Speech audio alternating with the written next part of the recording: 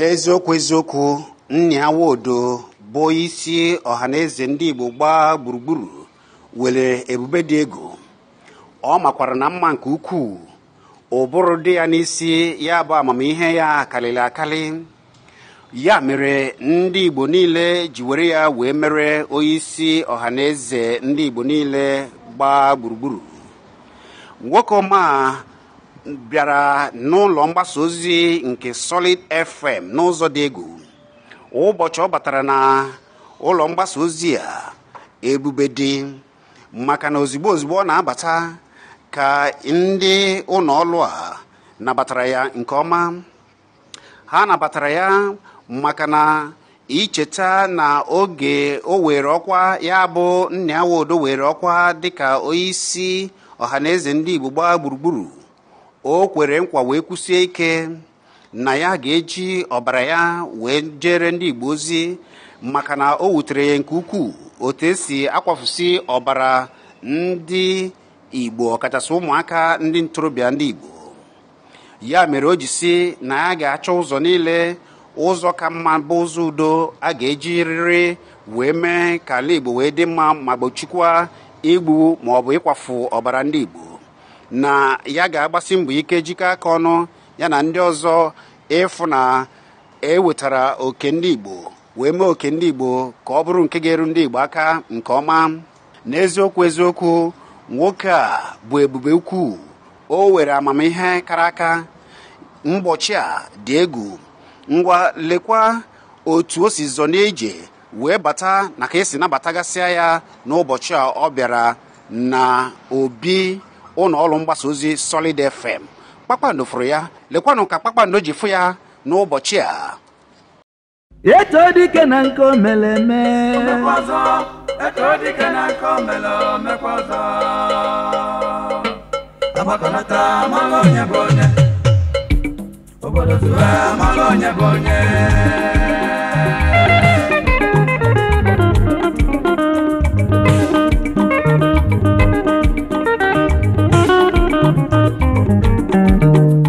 Eto dike na nko meleme Mekwazo, eto dike na nko mekwazo. Abakanata malonye bonye, obodo zuwe malonye bonye. Anyị ga-arapụ egwu n'ụlọ gbaa n'ama. Eto dike na nko meleme mekwazo. Eto dike na nko meleme Mekwazo, eto dike na nko mekwazo.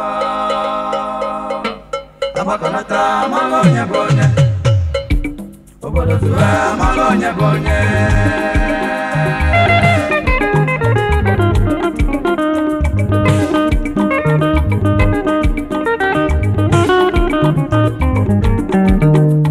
Eto dike na nko meleme Mekwazo, eto dike na nko mekwazo. Abakanata malonye bonye, obodo zuwe malonye bonye. Anyị ga-arapụ egwu n'ụlọ gbaa n'ama. Eto dike na nko meleme mekwazo. Eto dike na nko meleme Mekwazo, eto dike na nko mekwazo. Abakanata malonye bonye, obodo zuwe malonye bonye.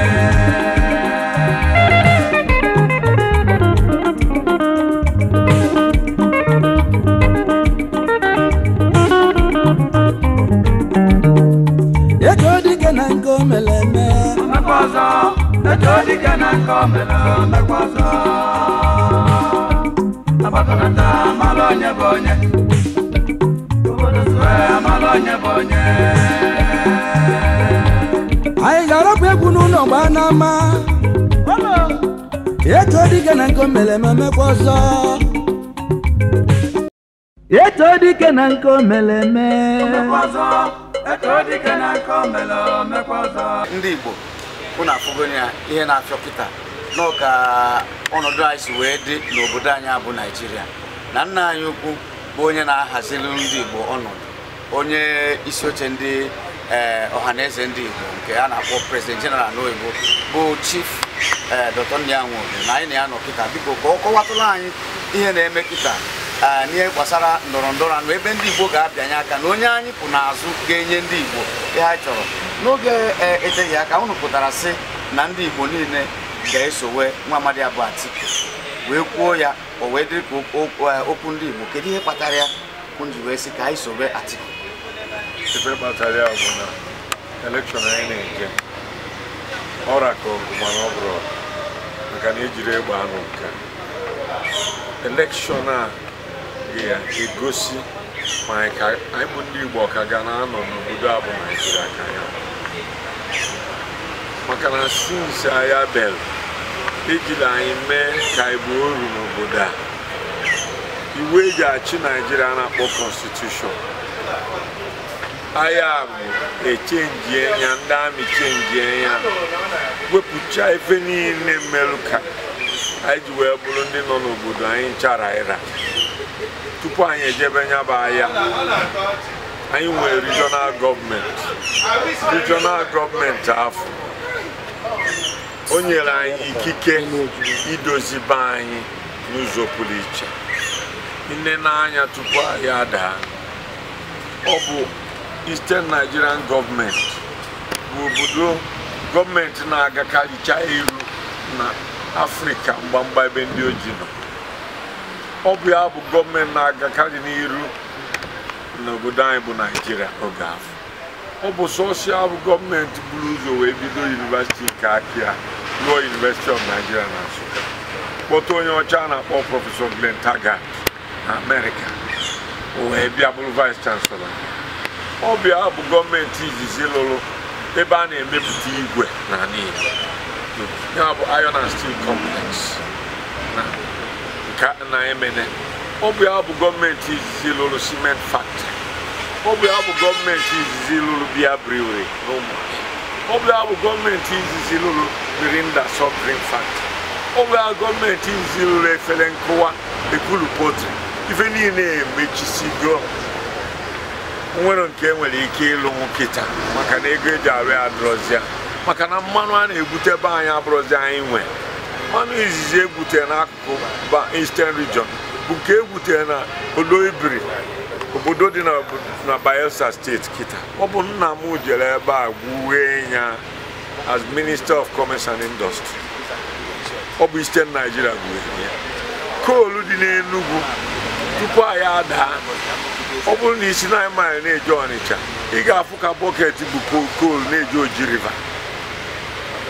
by ife ndị oyibo na-akpọ a mechanical police system ị nidiri iji trailer wee buru koolu wee jebe Oji River every 2-3 minutes ịfụ bọket aga mana Oji River afọ na-emebe eletrik anyị ji amụnye ọkụ koolu afọ dịkwa n'Iba Valley nne m ji esi nri na kichin tupu anyị ada ndị nwere oven a na-alụ ndị be anyị na-alụ ya na tinka alụcha anya ọ dị enwe anwụrụ ewere esi nri were eme anụ n'ọkụ ife anyị na-anago maka na emeriri anyị n'anya zọdo anyị n'ọba ilo dị be anyị si ebe a jebe Ọnịcha nkịtị si ebe a jebe Makurdi ofu ife si ebe a jebe Port Harcourt ofu ife kwa mbọsị asị anyị na-alụ ya mana o nwere 5 a na maka ego a na-atinye na ya epeka ụmụaka anyị gụsịrị akwụkwọ onwere nke na-enwe ọrụ onwere nke nwere enwe eje ime promoshọn agafere weta onye si ugwu Hausa tụkwasị ya n'elu ndị nọ ebe niile a na-eme maka nchekwata obodo ndị niile na-achịfa enwere ndị na-esi akụkụ be anyị kafe shikana maka chaifo maka mọlụ kasị ibefa mbọsị a ka etinyere onye isi ndị polisi wee chịpụ mmadụ na-abụ galịa n'ọrụ maka na fa bụ ndị Igbo mgbe nwere ike ịbụ Inspector General of Police anyị wee si n'ife anyị chọrọ bụ restructuring ka akụnụba anyị cheta be anyị ka mmanụ adịbe anyị bụrụ nke anyị limestone adị na Abakaliki bụrụ nke anyị nnu dị na Abakaliki bụrụ nke anyị lead dị na Abakaliki bụrụ nke anyị gas dị n'Enugu dị na Anambra dị n'Imo dị na Abia ka ọ bụrụ nke anyị anyị sizi etu a anyị enweta ife anyị ga-eji wee na-edozi obodo anyị ka anyị nwee court ga-ebido from customary court ruo na Supreme Court na be anyị anyị ama na-ejezi Supreme Court ma Court of Appeal na Abuja anyị ga na-ebe onwe ka anyị nwee local police nke anyị gọvanọ anyị jiri aka ya na-apọintịrị anyị commissioner of police onye ọ bụ ife bụ restructure ife federal gọọmenti ga na-arụzi bụ customs, immigration,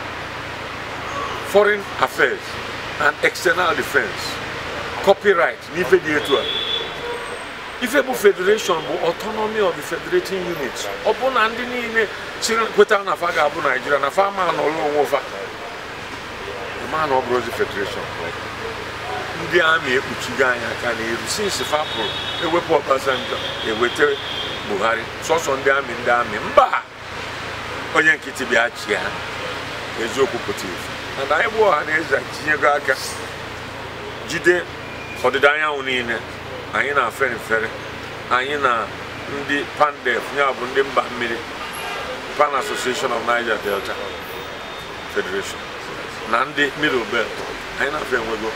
nkweta no restructure aka anyị chapụ n'ọba Atiku bụ onye anyị furu kweta na ya restructure anyị bụ ndị Igbo Atiku hapụrụ sọ kweta na restructure mana o wetara nwafọ anyị na-abụrụ mgburu eji eji okwu bụ gọvanọ Peter Obi ka ọ bụrụ vice president ọ dị iri arọ ịnọ 40 years ekwe eme bụ vice president of Nigeria chinchi a nwere onye Igbo banugoro na Aso Rock jee lụọ ọrụ and ọ bụrụ na Peter Obi bụ onye na-abụ ọnọdụ n'oche a na-atụ izu ọma ekwu okwu nsị ya na-ewetara onye bụ yes man mana Peter Obi bụ ife mmụ ndị ya na ya jere akwụkwọ na-akpọ ya bụ okwute afọ ka ọ bụ o gosiri ya na Anambra wee lụọ ọrụ pụrụ iche na Anambra na-adịghị akwụkwọ gbabazi afes na akwụkwọ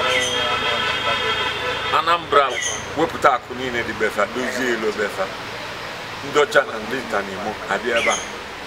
na-atụnye akụfa ka Anambra gaba n'iru ọ bụ ife o mere na Anambra ka chọọ ka o mee na Naịjirịa mee na Igbo ịba ihe kere ya daalụ